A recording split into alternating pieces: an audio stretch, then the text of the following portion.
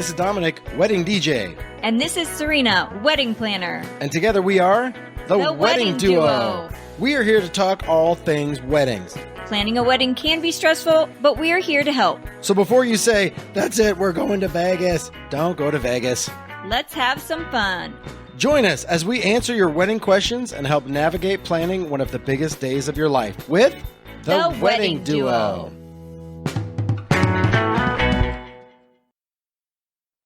Hello, everyone. Welcome back to the podcast that is affectionately known as the Wedding Duo. Oh, yes, the Wedding Duo. It's a new intro. That was a new intro.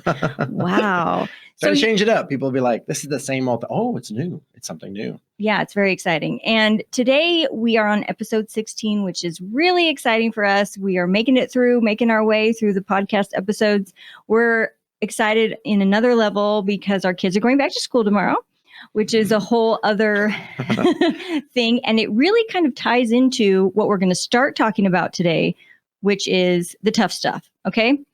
And I say that because I think a lot of times we, even when we're doing social media or when we're talking to people about wedding planning, we kind of paint this picture of it being this fantastic, wonderful, amazing experience. And it can be, right? It definitely can be. But there's another side to it, which is it can be stressful. And there are parts of it that can be difficult. Yeah. I don't think that's a surprise to anybody. Like, guess what? Planning a wedding is a little stressful. For those of you that are in the throes of this planning process, they're like, yeah, thank you for stating the obvious, I guess. But the thing we want to get across is that you are absolutely not alone. Anybody that's ever tried to plan one of these things gets stressed out. And I mean, it is going to be part of the process because it is I don't say a battle. It's just a long process. Some people, it's 18 months from the time you get excited. Hey, we got a ring. And then there's just a million different little pieces and parts and details that you got to work through, right? Right. So specifically, we're going to talk about 3 different topics. And the first one is going to be exactly what we were just mentioning, the stress. Like, how do you manage, especially as usually, the couples we deal with are in their 20s, maybe early 30s. This is the first time you've taken on a large event. Yeah. Most people have never hired a DJ or a photographer or a caterer or a venue. And it's probably the first time you've had all your family and friends coming together to stare at you. Yes. Stare at you in that dress that you took all that time to pick out. And not even that too, but even before that, the shock of the price tag, right, can really get to people. And it can be overwhelming to look at the cost as a whole. And so some tips that I often share if you're just getting started is, and we mentioned this in a previous podcast when we talked about the budget, but start off being honest with yourself about and what each other. Right. Well, that's probably a good policy as you're getting married anyway, to be honest with each other, right? We like to stick to that, yeah, I think. We should try that. But really look at your finances and say, hey, not only is this what we want to spend, but this is what we can spend. And then you can dive deeper into each of the sections of your day and see where you want to divide that money. But it really helps right out the gate to be honest with yourself, with your partner, with your family, whoever's helping with the financial piece, to be honest about finances. I think your dad's still mad at you about your first wedding. Well, I hope he's not listening. Sorry, Dad. No, I mean, seriously, it's a lot of pressure, not only on the couple, but on the family if they're helping to pay. And it can be a very emotional roller coaster of sorts. For sure. To get started down that path and then not know, get in over your head on certain things, and find yourself in a position where you're having to, maybe go into debt. And that is a stressful piece. So as I stated, the honesty part will help you right out the gate. If you can even write it down, put it on a spreadsheet, you'll really do yourself a favor. Yeah. And once you start to get a ballpark of here's what this costs, here's what this costs, here's what this costs, and you have everything that before you've even dropped deposit and said, what can we live without? Where's our priorities? Mm-hmm. What do you really want versus what would be nice to have? And just kind of iron it out and just, play Rochambeau with your fiance and say, I want this, but I want this. And okay, well, let's get chicken instead of steak because we can stretch our budget farther that way or whatever it is. Absolutely. And this is going to be, some life lessons from a married couple. We've been married, a number of years, and this will help you. A number of years? That's pretty vague. How many years? 7. Okay, thank you. Yeah. So, and when's our anniversary, sir? July what? 6th. Oh, good job. Okay, he got it. We're okay. Stress me out with that. See, this is stressful already. We've been married for a number of years, apparently. So just the communication, right? So let's touch on that a little bit. As a bride-to-be, I remember this doing it the first time around when I was first married. You get inundated on social media from family and friends with ideas, with opinions, and all of those things come with, like we were mentioning, a price tag, but they also, may come with a level of stress. And it will be helpful for you to, I think, learn to communicate with your fiance, your soon-to-be spouse, because like we were talking about, this will help you in your marriage as well, about how you're feeling. Really to talk to someone, maybe you have a friend or a parent or somebody in your life that you can express how you're feeling throughout the process, because it's overwhelming. We've talked about this in a few TikToks where it's like, okay, here's the vendors you need. You need a photographer, you need a DJ, you need a caterer, you need to pick your dress. You know what? You need a therapist. Let's put that on the list. Maybe. You need to get there, or like she said, just a friend or a confidant. But at the end of the day, it should be the two of you that are deciding what you want to do. Because I say this all the time. We say this in every event or every episode. It's a very personal day. Your cousin's going to come at you like, why would you ever think of doing? And you're like, should I not be doing that? And they're going to get in your head. You're going to get in your own head. And you're like, just at the end of the day, what do you want to do? It is your day. It's a very personal day. What can you afford? Maybe your cousin had Daddy Warbucks writing checks and you don't have that. You don't want to be in debt for the next 30 years, paying off the one day. So, exactly. So keep it all. The ultimate thing is the two of you are still in love. You're still going to make this commitment on that big day. And the rest is just details. I know that seems like kind of candy coating it all, but ultimately that's what it's all about, is the two of you getting married. But right, that gets lost sometimes. It does. It often does. And that's what I meant by being inundated with all this pressure to do certain things, right? And so the first thing we talked about was honesty in your finances. The second thing that we just touched on was communication, right? Or sharing your feelings with your soon-to-be spouse or someone special to you, so that you have somebody to talk to about the pressure and the stress that you're feeling. I have something that might make everybody feel better. What's that? I've had clients where I talk to them and I remember very clearly, they were like, yeah, well, I'm trying to finish my degree. I'm in finals, as we're creeping up to the wedding. I'm like, oh, that's hard. And she goes, yeah. And we're trying to buy a house. Oh and my gosh. I'm like, and then she goes, and I found out I'm expecting. I go, good Lord, the pile on every major life event. It's true. In a 3-month period. Holy cow. So for those of you out there like, yeah, I just peed on a stick today and found out, or whatever, whatever it was that you found out that's like on top pot. of it. Just a wedding enough can be really stressful. And like I said, it's a major life event, but buying a house, having a baby, graduating college, those are all major life events also. Mm-hmm. And sometimes they just all come in on the same summer and you're like, oh, bloody hell, why am I? Yeah, you'll be very bored next summer, but this summer is going to be fast and crazy. It's true. It's a time in your life for a lot of people where there's a lot of really big things going on.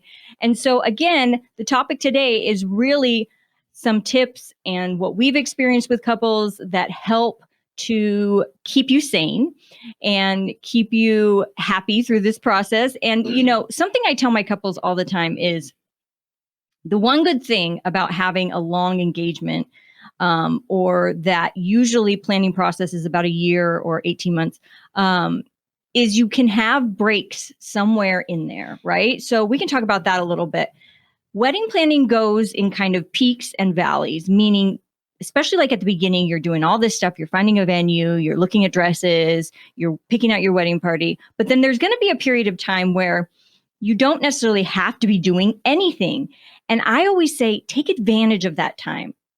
Take a break, put the binder on the shelf and just take a complete turn off the wedding world for a little while, and tell people that too. Tell the people around you, I'm not thinking about weddings right now. I'm concentrated on school, or I'm enjoying my relationship with my fiance. And then turn it back on when you need to. Or like plan it out where you're like, oh, we got a 4-day weekend. I'm going to finish my finals or whatever it is you're working on, or I'm taking a few days off, or we're going on this road trip. Like, oh, well, then let me bring my binder with me because I'll have downtime, right? Right. That's something you can kind of say rather than have it always just like, I got to get to it. I got to get to it. Got to get to it. Saying like, okay, we'll schedule that time to get to it. And then you can turn your brain off or focus on whatever else you have to focus on during that time, right? Absolutely. Because she's very much right. There are times at the beginning, if you're like, you got engaged, you got to get a venue to get a date, and then you got to get your vendors, because that's something like what's going to time out. Sometimes your save the dates or your invitations, maybe you want to have those at a solid time, and then get your vendors locked up. But once you have that, you're like, okay, well, picking the menu can be this week or next week. It doesn't. Right. It can be flexible. Doesn't need to be. Yeah, you just can, and you can even reschedule that stuff. But when the vendors are gone, the vendors are gone.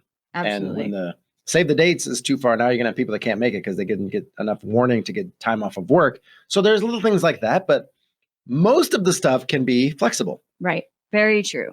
So again, those are the 3 main topics that we wanted to cover for stress. And that was being honest about your finances, communicating with your fiance, and having a confidant around you. Right. Talking and then to you, taking breaks breaks out there. Yeah. Well, especially people that are really organized or have to have things a certain way. Sure. So the next topic we wanted to kind of transition into is, and we get asked this question so often that it really brought this to light for me, that how many people are actually dealing with this. Planning your wedding when you are missing someone special to you. Okay. Specifically, usually it's like a parent, a father or a mother. Yeah. Who's passed away. Maybe is a sibling. Can be really challenging in the sense that there are certain traditions that we stress upon brides and grooms that should be done maybe with a parent. And so if that person is not in your life, it can really shine a light on that. Mm-hmm. And that can be very emotional for a lot of couples. Yeah. And even if it's like fresh and new and within a few months where you lost a parent or a grandparent, that is like extra hard. But even if it's like, if it's the father of the bride passed away 10 years ago, right? On this day, on your wedding day, father of the bride is a major player. And if you had a good relationship, whether you even, if you were young and you didn't really know him, or, there's that void there. You feel it. It's palpable for sure. Absolutely. Palpable. And so something that we talk about, and it's not an easy word, something that we talk about a lot is, some couples have addressed the fact that they're nervous about either having a dance to honor this person or even having any type of symbolism, right? Because they know they want to, but they don't know how to do it. Right. And they're worried about the emotions that it's going to bring up for them. Something that I mentioned to the couples is I feel like for a lot of couples, it's actually more cathartic to have that moment, right? Whether it be during your ceremony or during the reception or whenever it is, whatever you're doing, so that you can cry if you need to, so that you can honor that person and everybody can share in those feelings with you. And then, it's like they're there with you in spirit. It really is important, I think. Because if grandma passes away 3 months before the big day and she was planning on coming, I'm pretty sure your grandma wouldn't want to ruin your wedding day because she passed away. She would want you to have a good time. Your father, your mother, your brother, wherever it is, they would, if they were still alive or they were sick, whatever, they'd be like, oh, now I have guilt because I've ruined your day. Like They want you to have a beautiful wedding day and a party. It's supposed to be a party, but it is hard when you go in with a heavy heart with something like this. So to her point, address it. Of course, you want to pay respects to that person, and in your heart know that you wish they were there. They're here in spirit, and whether it's during the ceremony and you kind of like have a moment of silence, or somebody addresses it and you kind of like have that moment where you're like, oh, you are missed. Right. And then check that block, if you will, have that moment where you cry or whatever it is. And then you can kind of get your composure back and then focus on the marriage and the wedding and the love and the party. Because that's all part of it. And again, somebody, I'm sure your loved one that has passed away would want you to still have a good time at your wedding day, right? I mean, Of course they would. They loved you. They would want that for you. Absolutely. And that's important to keep kind of at the forefront while you're having these feelings, while you're going through this process of trying to decide, what to do to pay respect to this person. Do you want to get in the weeds about like other things people do? Because like usually father of the bride walks the bride down the aisle. So some people go to the backup plan, the bullpen, if you will, have an uncle, a brother, grandpa, your mom, if your mom is around. And this would just be like if that person's missing, but you can, I was talking about the father of the bride, but it could be anybody really. But grandpa, you could have a good friend or walk by yourself.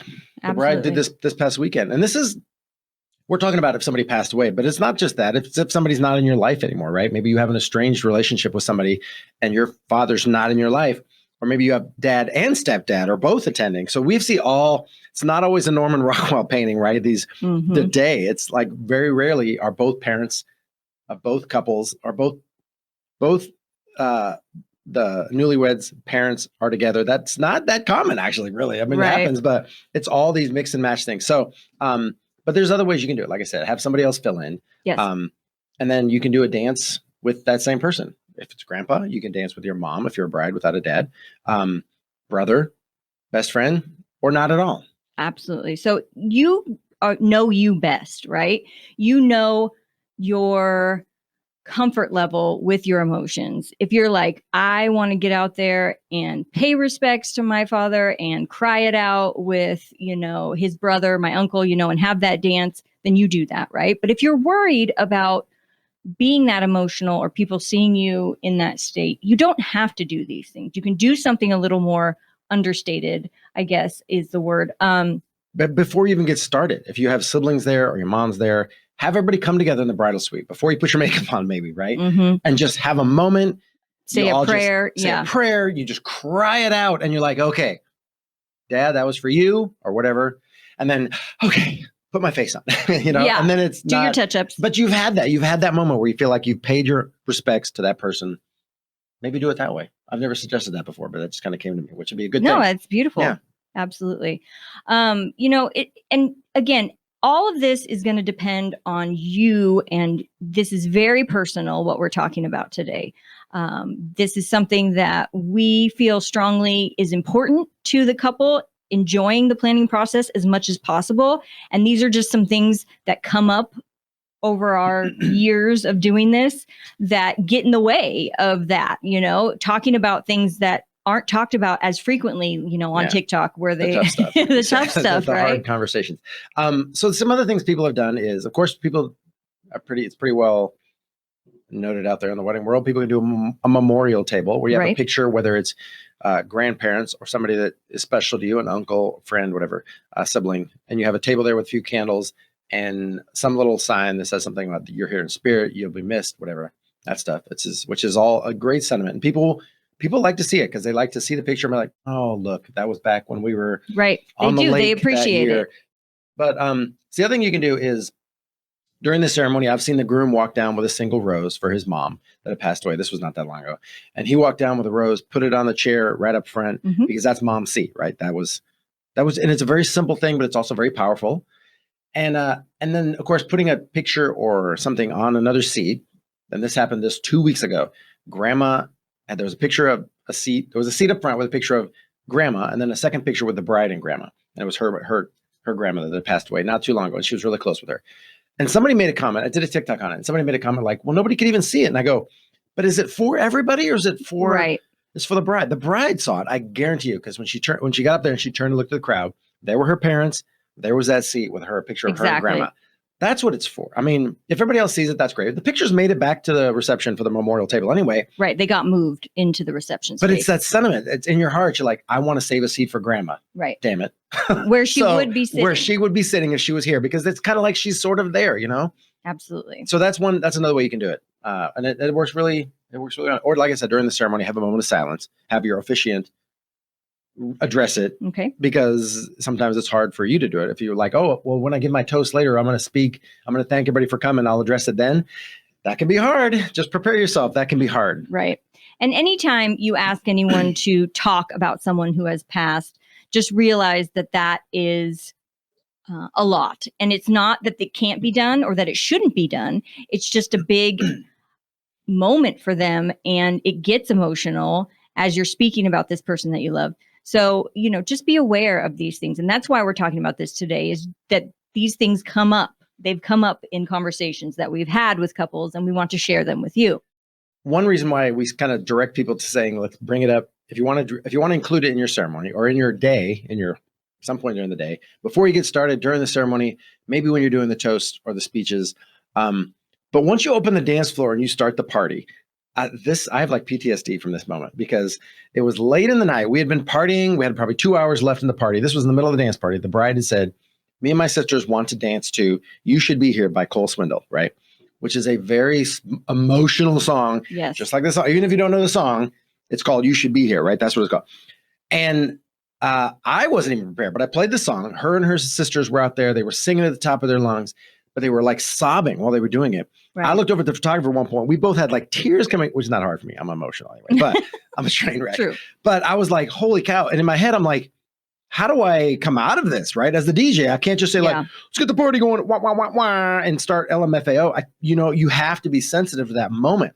So, and not to say you can't do that. That is something you can absolutely do. But if it is a really heavy moment like that, tell your DJ, like what I did was I played another slow song and I emceed it and said something like, well, clearly he was loved and he is sorely missed. But that was really beautiful. You guys had that moment. Let's do another slow song if you want to dance. I just put some distance between it and then slowly kind of ramp the party back up. Right. But it really derailed the party. Yes. Sense. I mean, again, it was her day. She wanted that moment and she had that moment. But just be cautious of where you put it because it could really, that's hard to recover from. It took a minute. So. It is. And it's true that you should have that conversation with whoever is addressing the crowd after that to let them know that you want them to be appropriate. You want them to transition as smoothly as possible. So what happens, we're going to kind of move on from this topic and go to our last topic.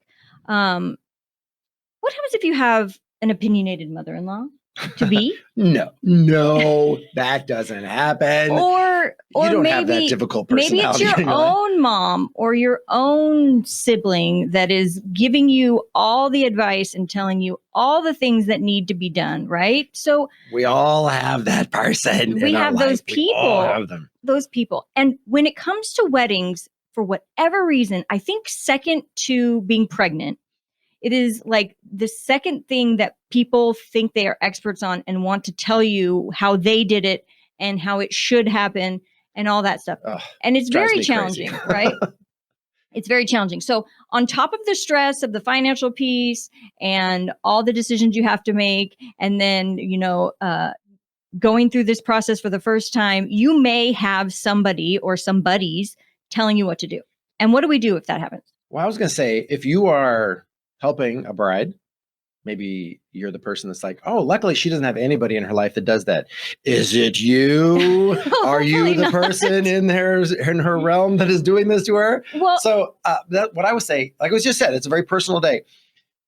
Ask if you're helping a bride, ask them what they want, or a couple, ask them. Don't tell them. That's the whole approach. And if they say that's really not me, then don't force it. It's not your day. It's their day. And if you're the bride or you're the couple, it's hard if you're nice, if you're a sweet person and you just want to that's a good idea. You want to and then please everybody, but you don't want to say no. You're not that person that says no, but now suddenly you're doing all this stuff on your wedding day and not the stuff you want to do. You're doing something somebody else wanted you to do. And it's not even something you would have ever done. Right. And the thing that really gets challenging, I think, for a lot of couples is what if somebody is paying for a portion of the day and they feel then justified in having a say? So this comes up a lot too. Like they're like, I really don't want to do it, but they're paying. So I feel like I have to. Yeah. Right.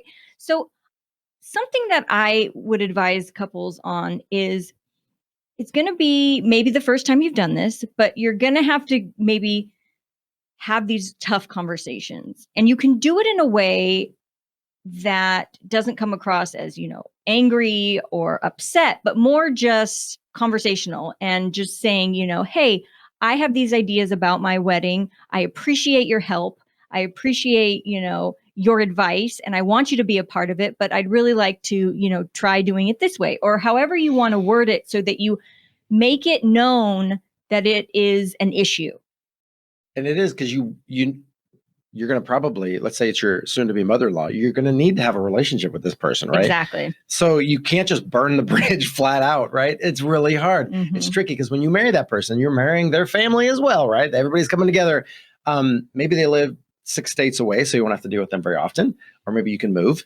But something to consider. Right. But so it's tricky. You want to have that conversation. You want to like lock your heels, but you don't want to ruin the relationship, right? You don't. And you don't want to make the process more stressful by now having this drama between your, sister-in-law, soon to be sister-in-law, or whoever it is. So it's treading lightly, but being honest. Again, we'll go back to that first piece, being honest about your feelings.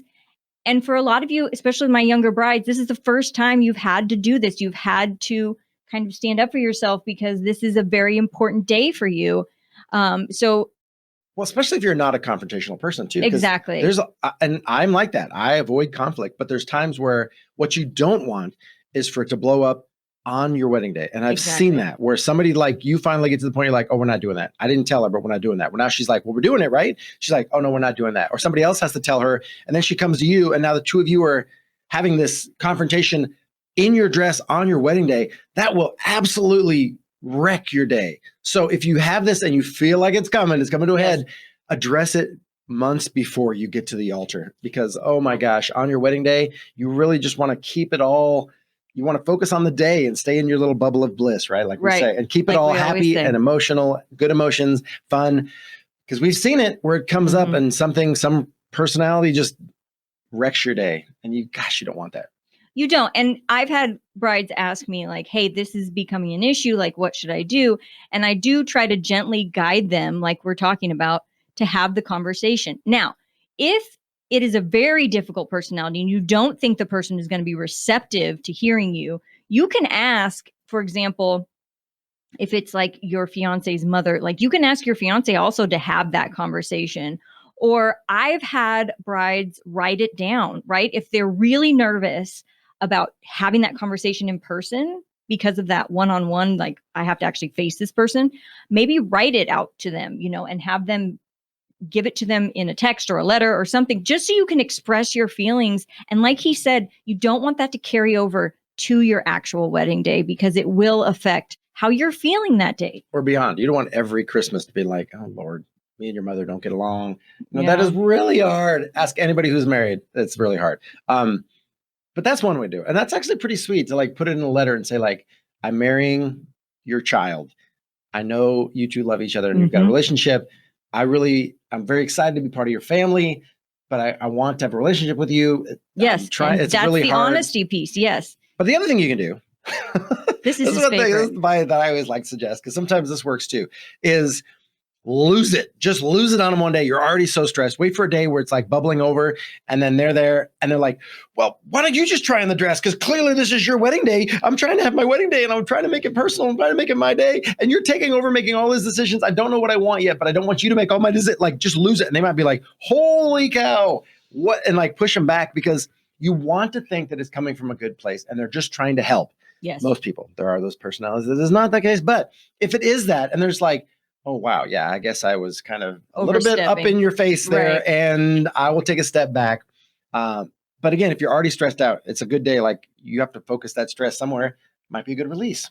Take it out on them. I don't know. You got to know the people, right? I would maybe try talking or the letter approach first. It's another option. It is an option for sure. But let's talk about the most tangible thing that we suggest all the time with that.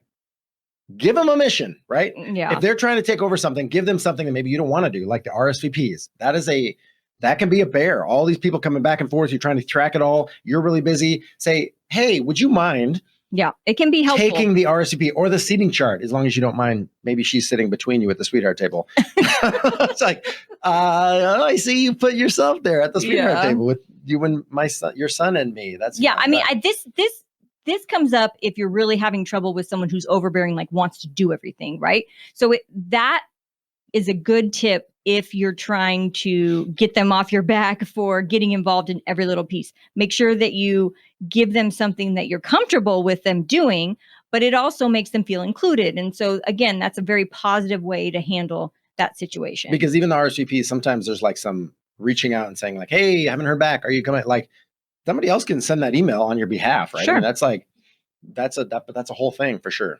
So these have been some important topics. I think they're things that more people in the wedding world should talk about and be open about, helping couples and helping guide you guys through this process. Because it's pretty common. It is common. So if you want more of us, you can always find us here at our podcast. But we're also theweddingduo.co is our email, is our website. We do virtual planning. We have a shop where we have downloadable items. We're on Instagram. Of course, we're on TikTok where it started as Wedding Duo.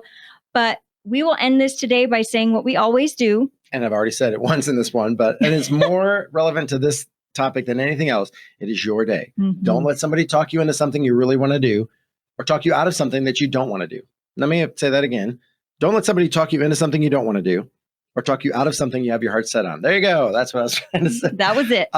Because it's a very personal day. It's very unique to you and your loved one, and keep that as your focus. That's for sure. Absolutely. Happy wedding planning, y'all. We'll see you next time.